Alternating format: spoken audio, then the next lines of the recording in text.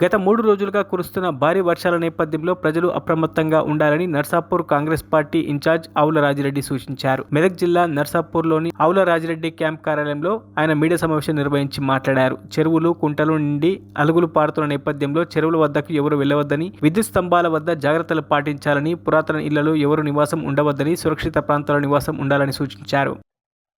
మెదక్ జిల్లా మరియు నర్సాపూర్ నియోజకవర్గ ప్రజలందరికీ నమస్కారం.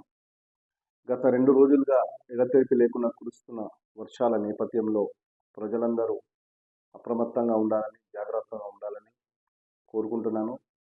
మరియు వాగులు, వంకలు, నదులు, చెరువులు, కుంటల దగ్గర ప్రజలందరూ కూడా పోకుండా జాగ్రత్త పడాలని, కల్వటు బ్రిడ్జిల దగ్గర కూడా నీరు ప్రవహిస్తున్నప్పుడు వాటికి దూరంగా ఉండాలని, అవసరమైతే తప్ప బయటికి రావద్దని, అవసరమైతే తప్ప ప్రయాణాలు చేయవద్దని నేను మనస్ఫూర్తిగా కోరుకుంటున్నాను.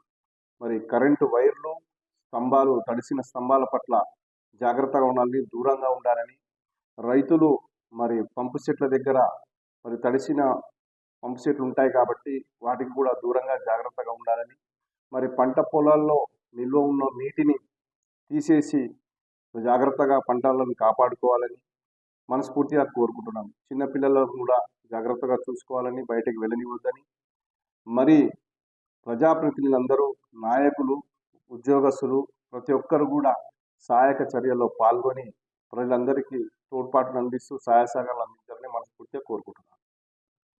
మరిన్ని అప్డేట్స్ కోసం మా ఛానల్ని సబ్స్క్రైబ్ చేయండి.